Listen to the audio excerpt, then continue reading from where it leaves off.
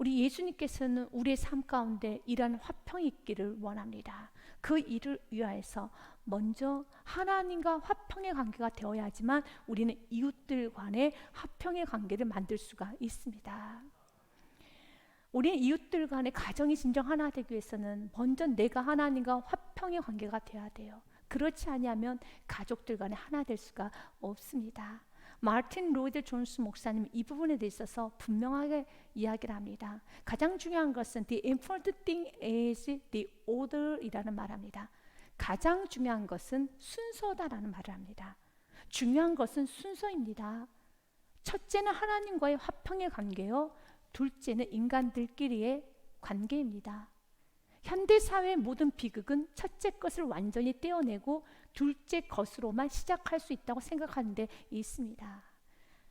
내가 하나님과 화평의 관계를 맺지 않고 부부 사이가 부모 자녀 사이 이웃들 관계에 화평을 맺을 수 있다는 그 생각은 아주 비극적인 생각입니다. 그 생각을 버리셔야 됩니다. 우리는 누구와도 화평할 수 없는 존재들입니다. 이미 내 마음은 높아질 때 높아져 있습니다. 우리는 사람을 등급으로 나누죠. 우리는 사람을 무시합니다. 우리는 겉으로는 표현하지 않지만 우리는 내가 좋아하는 사람과 내가 싫어하는 사람을 구분합니다. 인간은 죄성이 있기 때문에 그렇죠. 그래서 우리 안에 있는 죄 문제가 해결되지 아니하면 진정 우리는 어느 누구도 품을 수 없는 화평의 삶이 될 수가 없습니다. 우리 예수님께서는 바로 그 일, 우리가 이 땅에서 화평케 하는 삶을 살게 하기 위하여서 먼저 하나님과의 어그러졌던 하나님과의 원수 관계가 되어버린 우리들의 관계를 우리 예수님께서는 풀어주셨습니다. 성경 말씀에 보면 하나님과 우리 사이가 원수 관계라고 되어 있습니다. 그는 예수님 우리의 화평이신지라 둘로 하나를 만드사 원수된 것 곧 중간에 막힌 담을 자기 육체로 허시고 라고 되어 있습니다. 하나님과 우리 사이는 원수 사이였습니다. 사랑하는 여러분, 창조 주신 하나님과 피조물인 우리가 원수 적대적인 관계가 되었을 때 인간에게 어떤 소망이 있을 수 있겠습니까? 생사화복의 주관자이신 하나님과 우리가 여러분 서로 대치 관계, 적대 관계가 되어 있는데 인간에게 어떤 소망이 있겠습니까? 소망이 없죠. 주인과 피조물과 서로 원수 관계라는데 인간이 살 수 있겠습니까? 살 수 없어요. 그래서 에베소서 2장 12절 말씀에 보면은 우리는 소망 없는 자입니다 라는 말합니다. 그때 너희는 그리스도 밖에 있었고 우리가 그리스도 밖에 있으면 이스라엘 나라 밖의 사람이라 약속의 언약들에 대하여는 수많은 성경에 나오는 축복의 약속의 말씀에 대하여는 외인이요 전혀 상관없는 자들이며 세상에서도 소망이 없고 하나님도 없는 자이더니 우리의 상태입니다. 하나님과 원수 관계가 된 우리들은 세상에서도 소망이 없고 모든 축복과 전혀 상관없는 여러분 가장 불쌍한 존재이죠. 그렇게 가장 불쌍하고 소망이 없는 우리들에게 예수님 친히 찾아오셔서 하나님과 우리 사이의 관계를 풀어주셨습니다. 하나님과 우리 사이의 관계는 원수 관계가 될 수밖에 없는 이유는 한 가지입니다. 바로 죄악의 답니다. 인간이 잴 수도 없을 만큼 하나님과 우리 사이에 너무 높은 죄악의 담이 있습니다. 너무 깊은 죄악의 담이 있어요. 그래서 하나님은 우리와 가까이 할 수가 없습니다. 우리도 빚대시 하나님께 가까이 갈 수가 없습니다. 그런데 예수님께서 자신의 몸을 내어주심으로써 죄인인 나를 위해서 십자가에서 죽으심으로써 우리가 하나님께 가까이 가실 수 있도록 하나님 우리에게 가까이 오실 수 있도록 그 길을 열어주셨습니다. 예수님께서 십자가에 죽으신 그 사건, 예수님이 나를 대신하여서 몸이 찢기시고 흘리신 그 보혈의 피로 인하여 우리가 하나님과 가까이 갈 수 있는 길이 열린 것입니다. 그래서 13절 말씀에 보면 너희는 과거 멀리 있었던 너희들이었었지만 너무 멀어서 감히 하나님의 근처도 갈 수 없어요. 여러분, 하나님의 그 존재 앞에서 어찌 우리 피조물인 우리가 죄인 우리가 설 수 있겠습니까? 서면 진노를 받게 돼 있어요. 하나님의 그 여러분 불같은 심판을 받을 수밖에 없는 게 우리들의 존재라는 겁니다. 그런데 예수 그리스도의 보혈의 피 피로 가까워졌느니라. 아멘. 같이 2장 13절 말씀 읽겠습니다. 이제는 전에 멀리 있던 너희가 그리스도 예수 안에서 그리스도의 피로 가까워졌느니라. 아멘. 예수 그리스도 보혈의 피로, 예수 그리스도 보혈의 피가 우리 안에 있는 죄악의 담을 무너뜨려 주심으로써 이제는 하나님과 우리 사이는 원수 관계가 아니라 화평의 관계가 되었습니다. 그래서 14절 말씀에 그는 예수 그리스도는 우리의 페이스 에이렌의 샬롬 화평이신지라. 둘로 하나를 만드사 일세 둘은 하나님과 우리 사이를 말합니다. 하나님과 우리를 하나로 만드사 원수된 것 곧 중간에 막힌 담 죄의 담을 자기 육체로 허시고. 사랑하는 여러분 기억하십시오. 화평은 무엇입니까? 죄의 담이 무너지는 게 화평이에요. 죄의 담이 있으면 화평해질 수 없습니다. 가정이 하나 되기 원합니까? 죄의 담을 무너뜨리십시오. 여러분의 사랑하는 사람과 하나 되기 원합니까? 죄의 담을 무너뜨리십시오. 그 죄의 담 여러분들의 눈물로 무너뜨리는 게 아닙니다. 여러분들의 잔소리와 또한 여러분들의 예씀 노력으로만 무너지는 것이 아닙니다. 예수 그리스도의 보혈의 피로 무너뜨려야 되는 겁니다. 가정 안에 죄악의 담이 있습니까? 여러분 가정 안에 죄가 있습니까? 우상이 있습니까? 세상 정욕이 있습니까? 교만이 있습니까? 불신이 있습니까? 거짓이 있습니까? 음란이 있습니까? 시기 질투가 있습니까? 그럼 모든 죄악들, 가장 큰 죄는 예수 그리스도를 믿지 않은 죄지요. 주님께 예배하지 않는 그 죄가 있으니까 그 죄는 예수 그리스도의 보혈의 피로 무너뜨리십시오. 그 보혈의 피로, 오늘 또 그 보혈의 피로 주여 내 사랑하는 영혼을 보혈의 피로 적셔 주시옵소서. 주님 그 죄를 용서하여 주시옵소서 라고 예수님께 기도하십시오. 진정 가정이 하나 되기 원한다라며, 진정 여러분 하나님의 역사를 일으키기 원한다라며, 에이레네를 여러분들이 누리기 원한다라면 예수님이 필요합니다. 예수님만이 우리 죄악의 담을 무너뜨릴 수가 있습니다. 우리 안에도 마찬가지입니다.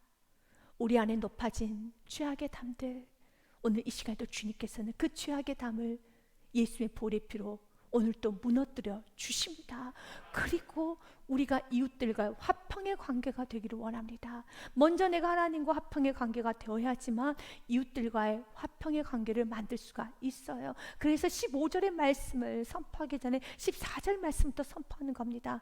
이웃과 화평하기 원하느냐? 원수들과 또한 서먹한 사람들과 그리고 하나 되어야 될 사람들과 진정 하나됨을 누리기 원한다면은 하나님과 먼저 화평의 관계가 되셔야 되겠습니다. 우리 주님께서는 유대인들을 향해서 이런 말씀을 하십니다. 그리고 저와 여러분들 향해서 이렇게 말합니다. 구원받은 그리스도인들 향해서 이렇게 말씀을 하십니다. 이젠 예수 그리스도로 인하여서 화평케 된, 하나님과 화평케 된 하나님의 자녀가 된 우리들에게 말씀을 하십니다. 15절 말씀에 보면 성경이 이렇게 기록되어 있습니다. 법조문으로 된 계명의 율법을 폐하셨으니 이는 이 둘로 자기 안에서 한 세 사람을 지어 화평하게 하시고. 아멘. 하나님과 화평하게 된 사람들은 이젠 이웃과 화평의 관계를 이루어야 하는 것입니다. 여기서 이 둘은 유대인과 이방인을 말합니다. 유대인과 이방인들은 자기 안에서, 예수 안에서 한 세 사람을 지어 화평하게 하시고, 그 당시에 유대인들과 이방인들은 서로 원수 관계였습니다. 유대인들은 이방인들 향해서 개처럼 취급했습니다. 그리고 또한 지옥의 때는 땔감으로 여겼습니다. 무시했습니다. 경멸했습니다.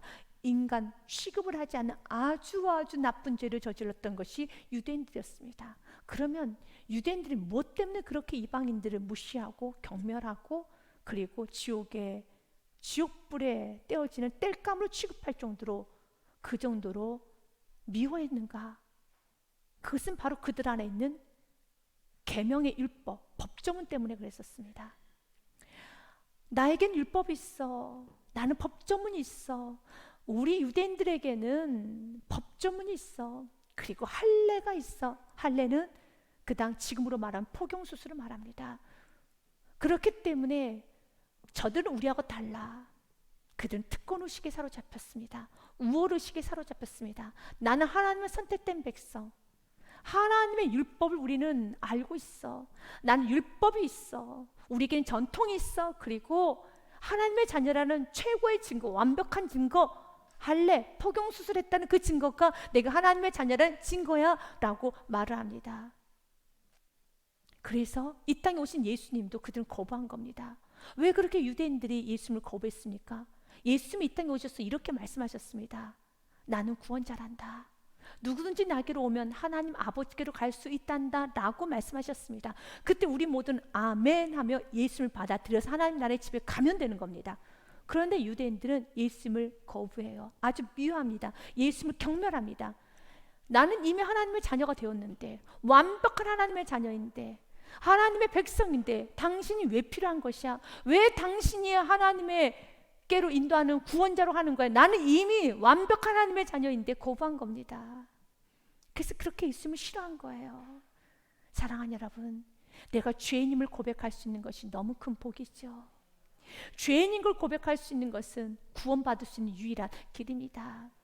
그래서 그들은 나는 율법을 알고 있어. 우리에게는 율법이 있어. 법조문이 있어. 나에게는 할례가 있어. 라고 하면서 예수는 필요 없습니다. 나는 완벽하게 하나님의 자녀가 되었고 하나님의 선택된 백성이며 하나님의 나라에 이미 난 유업을 다 받은 자이며 하나님의 나라는 내가 분명히 들어갈 수 있는데 왜 당신이 필요합니까? 예수가 필요 없다라고 그들은 말을 하죠.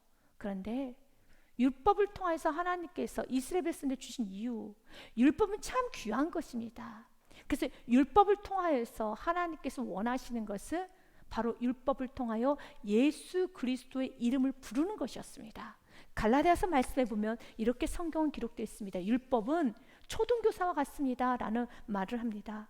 이같이 율법이 우리를 그리스도께로 인도하는 초등교사가 되어 우리로 하여금 믿음으로 말미암아 의롭다함을 얻게 하려 함이라. 아멘. 율법은 어디로 인도한다고요? 그리스도께로 인도하는 초등교사라고 되어 있습니다. 그런데 그들은 율법을 통해서 교만으로 인도함을 받았어요. 율법을 통하여 우월의식, 특권의식, 여러분 자기 자랑으로 그들은 갔습니다. 율법이 그들에게서는 악용이 된 겁니다. 율법을 주신 이유는 한 가지입니다. 내가 너희들에게 왜 율법을 줬는지 아느냐? 율법을 줘보니 어때? 율법을 지켜봤니? 사랑하는 여러분, 이스라엘 백성들 율법을 통해서 우월의식에 빠졌다는 것은 율법을 단 한 구절도 지키지 않았기 때문에 우월의식에 빠진 것이에요. 정말로 율법을 지키기 시작하면, 내가 율법대로 살려고 노력하기 시작하면 살 수 없는 자기 자신을 발견하게 되는 것입니다. 여러분도 신앙생활 해보지 않았습니까? 내가 정말 믿음으로 살고 말씀의 기준을 분명히 하고 그 기준대로 살기 시작하면 살 수 없는 자기 자신을 발견하게 됩니다. 그리고 날마다 우리는 예수님의 이름을 부르게 되지요. 유대인들은 율법 지키지 않았습니다. 율법이라는 걸 알고만 있었을 뿐이죠. 정말 그들의 삶 가운데 제1계명 너는 나 외에는 다른 신들 내게 있게 말지니라, 그 계명을 정말 지키기 시작했다라면 수많은 유혹과 수많은 우상 앞에 무너져 있는 자기 자신을 바라보면서 많이 울었을 것입니다. 주여 나를 구원하옵소서. 나에게는 구원자가 필요합니다. 너무 많은 죄를 지었습니다. 제1계명도 온전히 지키지 못한 나입니다. 나에게 구원자, 나는 예수가 필요합니다. 그래서 율법은 우리를 그리스도께로 인도하는 초등교사가 된다는 것입니다. 어린이들에게는 초등교사가 필요하죠. 그래서 초등교사들이 어린이들에게 손은 지저분해요. 그래서 손을 입에다 넣으면 안 돼요. 손톱을 깨물면 안 돼요. 손톱 아주 지저분한 거예요. 손은 아주 지저분합니다 라고 어른들은 다 알지만 어린이들은 몰라서 손가락도 빨고 손톱도 깨물고 하지 않습니까?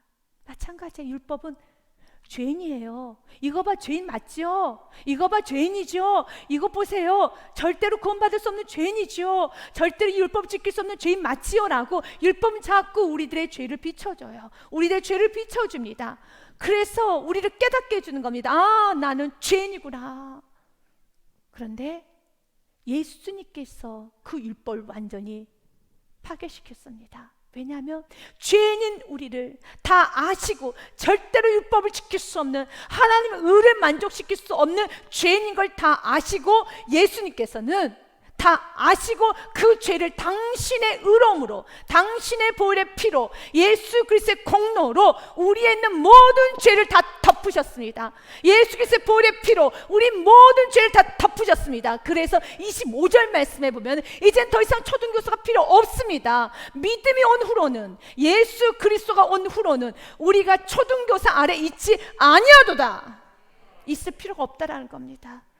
그리고 26절 말씀에 같이 읽겠습니다. 너희가 다 믿음으로 말미암아 그리스도 예수 안에서 하나님의 아들이 되었으니. 아멘.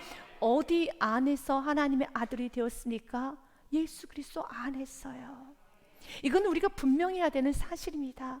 예수 그리스도 안에서 하나님의 자녀가 되었습니다. 우리의 공로가 아니었습니다. 우리의 의로움이 아니었습니다. 우리는 깨달았습니다. 단 한 소절도 지킬 수 없는 나의 자신을 깨달은 것입니다. 어떤 순간도 살 수 없는 나의 자신을 깨달은 것입니다. 우리에게 필요한 건 구원자 예수 그리스도만 필요하다는 것입니다. 갈라디아서 2장 말씀에도 16절에 이렇게 되어 있습니다. 만일 의롭게 되는 것이 율법의 행위로 말미암음이 아니요 오직 그리스도를 믿음으로 말미암은 줄 알므로 우리도 그리스도 예수를 믿나니. 아멘. 이는 우리가 율법의 행위로서가 아니고 그리스도를 믿음으로써 의롭다함을 얻으려 함이라. 율법의 행위로서는 의롭다함을 얻을 육체가 없느니라. 아멘. 맞습니다. 오직 예수 그리스도를 믿음으로, 그분의 공로로 우리가 의롭게 된 것입니다. 그래서 이젠 예수 그리스도를 믿는 자녀들은 시작과 끝이 아주 똑같습니다. 그가 배운 자든 못 배운 자든 가난한 자든 부한 자든 모두 다 죄인이었고 그 누구도 하나님께 가까이 갈 수 있는 길은 없었으며 모두 다 고백하기를 죄인입니다. 그리고 예수 그리스도를 믿음으로 의인이 되었습니다. 그렇기 때문에 우리 모두는 다 하나 될 수 있어요. 하나 될 수 있습니다. 그런데 왜 너희들이 마치 유대인과 이방인들의 관계처럼 왜 서로 하나 되지 못하는가? 왜 너희들의 관계가 마치 과거 유대인들과 이방인들처럼 서로 미워하고 적대하고 무시하고 멸시하고 외면하고 왜 그러는가? 성경은 말합니다. 법조문 때문이구나. 율법 때문이구나. 그 법조문과 율법의 상징이 무엇입니까? 공로의식, 특권의식, 우월의식. 내 안에 있는 교만함, 내 안에 있는 자기를 높이는 마음, 이것이 십자가에서 소멸되기 원합니다. 17절 말씀에 그래서 성경은 말합니다. 또 오셔서 먼데 있는 너희에게 평안을 전하시고 가까운 데 있는 자들에게 평안을 전하셨으니 그랬습니다. 여기서 먼데 있는 자들은 이방인을 말하고 가까이 있는 자들은 유대인들을 말합니다. 그러나 먼데 있는 이방인들이나 가까이 있는 유대인들이나 동일한 평안의 복음 예수 그리스도가 필요합니다. 집 밖에 있는 탕자들이나 집 안에 있는 탕자들이나 너무너무 멀리 전혀 하나님에 대해서 알지 못한 이방인과 같은 수많은 죄를, 도덕적인 범죄를 많이 지었던 그 사람이나 조금 도덕적인 범죄를 덜 지었던 그 사람이나 하나님에 대한 아는 그냥 지식 정도만 알고 있는 그 사람이나 동일하게 필요한 것은, 죄인에게서 필요한 건 예수 그리스도 평안의 복음밖에 없습니다. 평안의 복음밖에 없습니다. 먼데 있는 자나 가까이 있는 자나 다 평안을 전하셨다라는 겁니다. 주님, 우리가 이런 평안을 전하기 원합니다.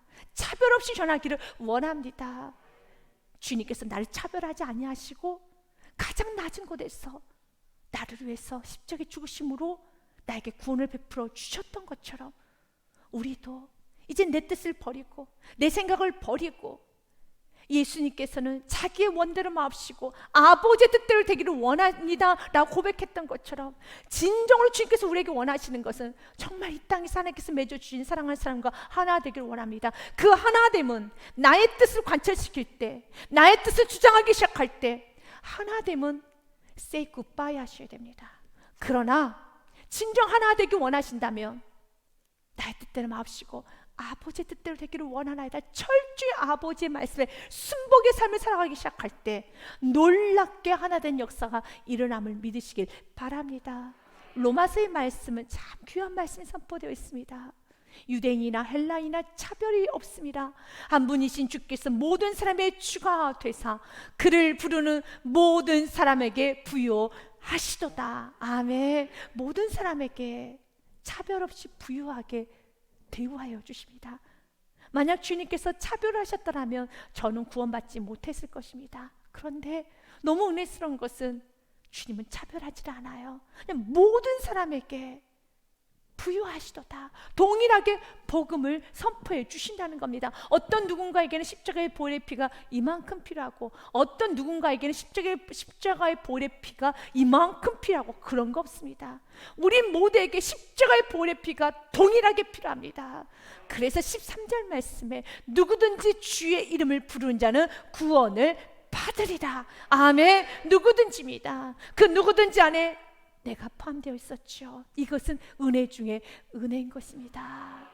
주님은 우리가 이제는 화평이 무엇인 줄 알고, 화평이 무엇입니까? 죄악의 담이 무너지는 것이 화평입니다. 어떻게 화평을 이루었습니까? 예수님께서 자신의 뜻을 관철시키는 것이 아니라 십자가에서 죽으심으로 아버지의 뜻대로만 순종으로만 나아가셨을 때 진정 화평을 이루셨고, 화평의 결과가 무엇입니까? 18절 말씀입니다. 화평의 결과는 아버지께로 나아가는 게 화평의 결과입니다. 여러분의 가정이 화평의 가정이 되었다는 그 결과, 그 열매는 여러분의 모든 가정이, 가족에 있는 모든 구성원들이 서로 자기를 바라보는 것이 아니라 나와 화평이 아니라 하나님 아버지께로 나아갈 수 있다라면, 하나님 아버지와 화평의 관계를 맺었더라면 여러분의 가정은 화평한 가정이 된 것입니다. 18절 말씀 같이 읽겠습니다. 이는 그로 말미암아 우리들이 한 성령 안에서 아버지께 나아감을 얻게 하려 하심이라. 아멘. 이는 그로 말미암아, 예수 그리스도로 말미암아 우리 둘이, 유대인과 이방인이, 지금 우리에게로 말하면 여러분, 나의 남편과 아내가, 나의 이웃들과 모든 사람들이 한 성령 안에서 아버지께 나아감을 얻게 하려 하십니다. 아멘. 우리 모두가 하나님 아버지께 나아가게 되면 이것이 화평의 결과입니다. 우리 이 땅에서 화평의 사도 역할을 해야 되겠습니다. 한 신앙 좋았던 어머니가 이제는 임종을 맞이하게 됩니다. 그래서 내 아들을 불러서 어머니에게 작별 인사를 좀 해주렴, 이렇게 말을 전합니다. 그래서 4명의 아들에게 어머니는 말을 합니다.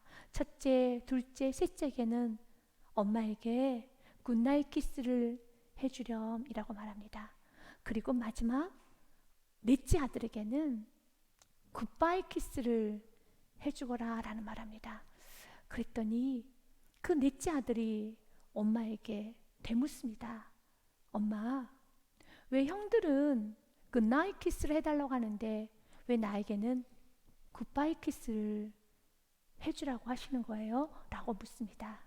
그때 어머니는 마지막 숨을 거두기 전에 온 힘을 다 끌어모아서 넷째 아들에게 이렇게 말합니다. 아들아, 난 너에게 수많은 복음을 전했단다.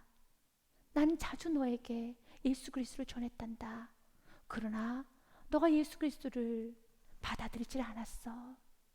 나는 너를 사랑하지만 너와 나는 함께 할 수가 없어. 그래서 나는 너와 오늘이 마지막이야. 작별 인사를 해야 돼. 너는 나와 정말로 영원히 굿바이야. 너의 형들은 나와 다시 만날 수 있기 때문에 잠깐 떠나는 것이기 때문에 굿나잇이지. 그러나 너하고는 굿바이란다. 이 말을 듣고 넷째 아들은 거기서 무릎을 꿇고 어머니, 저도 굿나잇 키스하고 싶어요. 저도 어머니 다시 만나고 싶어요. 어떻게 해야 되나요? 예수님을 영접하여라. 예수님 안에는 다시 화평해질 수 있단다. 사랑하는 여러분, 여러분 사랑하는 사람들과 영원한 작별 인사, 굿바이 키스가 아니라 굿나잇 키스를 하기 원한다면, 정말 여러분의 가정이 화평해지기 원한다면 예수님을 전하십시오. 예수님 안에 있으십시오. 이것이 화평의 시작입니다. 찰스 스펄전 목사님은 이런 말을 합니다. 세상에는 참 유명한 사람들이 많이 있습니다. 그러나 만약 그들이 그리스도 밖에 있더라면 그가 크로이소스, 그 당시에 가장 최고의 권력자, 부자였었습니다. 크로이소스처럼 부자이고 알렉산더처럼 유명하고 소크라테스처럼 현명하다 할지라도 여러분은 벌거벗고 가난하고 가련한 사람입니다. 왜냐하면 만물이 그로 말미암고 그를 위하여 창조되었고 만유 안에 만유가 되시는 바로 그분이 없기 때문입니다. 예수가 없는 인생 화평할 수 없고 모든 만물에서 외면당할 수밖에 없고 가족들에게 외면당할 수밖에 없고 가장 큰 건 하나님께 외면당할 수밖에 없습니다. 우리가 진정 오늘 또 붙들어야 되는 것은 화평케 하신 예수 그리스도, 그리고 그 예수 그리스도를 전해야 되겠습니다.